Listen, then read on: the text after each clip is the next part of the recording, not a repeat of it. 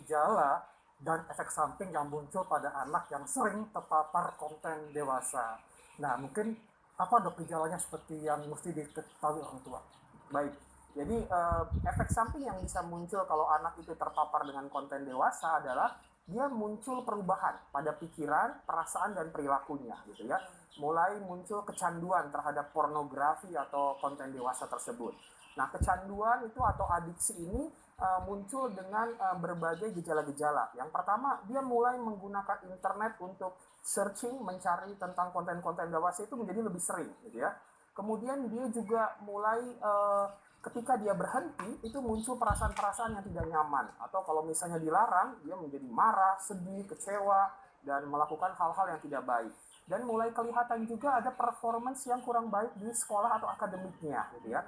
Dia nilai-nilainya mulai menurun, terlambat mensubmit tugas-tugasnya, dan relasi dengan orang-orang sekitar juga menjadi terganggu. Lebih banyak menyendiri, tidak terlalu banyak teman, mengurung diri di kamar, tidak mau bersosialisasi. Nah, kalau kita lihat hal-hal ini muncul pada anak kita, artinya paparan dari konten dewasa itu sudah terlalu berlebihan buat dia dan sudah mulai mengganggu terhadap kehidupannya sehari-hari. Sehingga orang tua perlu melakukan sesuatu di sini untuk mengatasi hal tersebut. Oke. Dan resikonya apa dok? Nah, Kalau kedepannya? resiko yang bisa muncul, kecanduan atau adiksi terhadap pornografi itu sudah mengganggu saraf otaknya. Nah, sehingga kalau saraf otak terganggu sama kayak adiksi terhadap misalnya rokok, adiksi terhadap narkoba gitu ya, maka bisa memunculkan berbagai masalah dan gangguan kejiwaan. Gangguan ansietas, gangguan depresi, bipolar, gangguan psikotik gitu ya. Itu bisa mengakibatkan si anak ini mengalami kesulitan dalam dia menjalankan kehidupannya sehari-hari dan juga bisa berdampak buruk bagi kualitas kehidupannya tentunya. Oke, tadi menarik sekali nih dok. Dokter sempat bilang bisa merusak kejiwaan. Jadi kalau misalnya kita lihat nih anak kita tuh sudah terjadi perubahan karakter ya dokter ya. Misalnya jadi penyendiri, jadi ini, jadi itu kan kita sebenarnya sebagai orang tua tidak tahu nih penyebabnya apa. Bisa jadi karena bully atau konten dewasa yang merusak otaknya. Kapan nih kira-kira kita harus membawa anak kita ke dokter atau psikolog untuk mengetahui apakah anak kita ini ada masalah gitu dok? Ya, jadi setelah kita melihat bahwa ada perubahan pada anak kita, coba kita dekati dulu anak kita dan coba berkomunikasi, hadir di tengah dia, bersama-sama dengan dia, validasi perasaan yang dia rasakan. Ya, aku lagi kesel, bosan nih di rumah aja nggak ada kegiatan, sehingga akhirnya aku jadi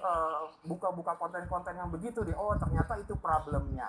Nah, setelah kita ketemu problemnya, kita coba carikan solusinya. Oh, berarti anak ini perlu kegiatan-kegiatan yang non-digital ya, kegiatan lain. Dan orang tua itu harus kreatif, meng-create berbagai aktivitas-aktivitas yang non-digital, kegiatan bersama yang menyenangkan. Nah, itu yang bisa kemudian mengalihkan dia dari adiksi atau kecanduan dia melihat konten-konten dewasa yang bisa mempengaruhi kondisi kejiwaannya. Dan kalau memang kita sudah lakukan hal itu, misalnya melakukan digital detoxification gitu ya, tapi belum mendapatkan hasil, maka datanglah ke profesional kesehatan jiwa, seperti psikiater.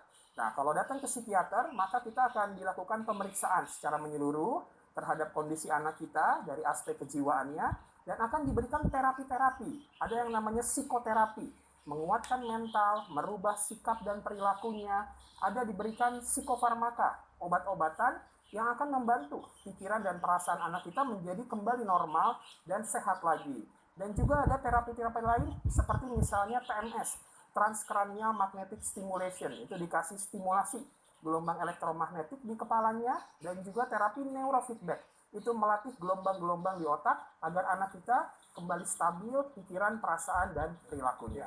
Dok, mungkin sebagian orang tua merasa enggan atau malu ya membawa anaknya ke psikiater, atau anaknya sendiri memang nggak mau dibawa ke psikiater. Nah, selain terapi non-digital tadi, apakah ada terapi lain atau hanya terapi non-digital yang bisa membantu anak sembuh dari perilaku atau gangguan akibat sering terpapar konten dewasa? Ketika kita melihat bahwa anak ini terpapar berlebihan, berarti ada suatu rutinitas yang harus dikembalikan, yang harus diperbaiki. Jadi orang tua ini harus duduk bareng sama anak-anaknya gitu ya. Kemudian dia bercerita bagaimana sih mengisi waktu sehari-harinya dengan baik. Kemudian anak juga dikasih kesempatan untuk memberikan feedback apa yang dia rasakan dan inginkan, sehingga kemudian bisa tercapai suatu rutinitas yang baru tadi. Nah, kemudian juga anak diajarkan stress management yang bagus. Kalau kamu misalnya stres dengan pelajaran kamu, stres karena relasi kamu dengan teman kamu yang gak baik, nah itu jangan langsung kamu larinya ke pornografi, ke konten dewasa. Tapi ada hal-hal lain yang bisa kamu lakukan. Misalnya melakukan relaksasi, kemudian melakukan yang namanya mindfulness therapy. Nah, berbagai itu skill tersebut perlu dimiliki oleh anak agar dia tahu kalau dia lagi kurang nyaman kondisinya, dia bisa melakukan hal-hal yang lebih baik daripada melihat konten-konten dewasa. Tapi kalau itu semua sudah dilakukan belum menunjukkan hasil, jangan ragu untuk datang ke profesional kesehatan jiwa agar pertolongan yang cepat dan tepat bisa segera diberikan. Oke, nah nih dok, ini mungkin banyak orang tua yang bertanya-tanya. Kan biasanya kalau anak-anak itu dok, ingatannya kan sangat-sangat kuat sekali. Nah kira-kira memorinya terhadap pornografi itu atau konten dewasa itu bisa hilang nggak ya dok ya? Ya, jadi seksualitas itu kan sebenarnya bagian kehidupan manusia.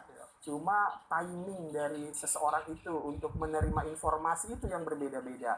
Kalau terlalu cepat, tadi memori yang tertanam itu akan menjadi menetap seperti itu. Nah, di sini peran orang tua penting sekali untuk mendampingi anak ini, gitu ya. Bagaimana orang tua menyampaikan apa sih yang anak ini persepsikan dengan gambar atau video tersebut dan mengarahkannya kepada suatu perspektif yang lebih positif, yang lebih baik.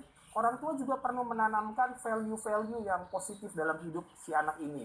Bagaimana ketika dia berkomunikasi dengan orang lain, berempati, menjaga privasinya gitu ya di dunia online. Nah, hal-hal itulah yang penting untuk disampaikan kepada anak agar anak ini bisa tetap safe dia meskipun dia beraktivitas secara online.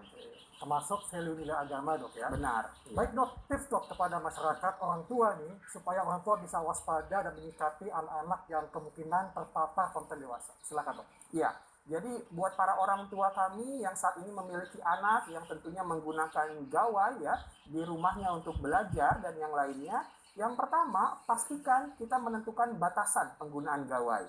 Dikatakan oleh WHO maksimal 3 jam, tidak lebih dari itu agar anak tidak terpapar dengan konten-konten yang tidak baik dan bisa menjadi suatu adiksi. Yang kedua, tanamkan nilai-nilai yang positif bagi anak kita dalam berinteraksi di dunia online. Kemudian, pastikan anak mengetahui keamanan secara online itu adalah hal yang penting untuk dilakukan. Dan orang tua terlibat langsung juga dengan kegiatan online dari anak dan coba ciptakan kegiatan-kegiatan non-digital yang bisa dimanfaatkan oleh anak sehingga kehidupannya menjadi seimbang antara dunia nyata dan juga dunia online-nya. Itu semua yang bisa dilakukan oleh orang tua. Semoga anak-anak kita tetap terjaga dan sehat. Oke, baik dok, terima kasih penjelasannya. Terima kasih dokter. Nah, Nah, ini nah. kita udah harus mengakhiri perjumpaan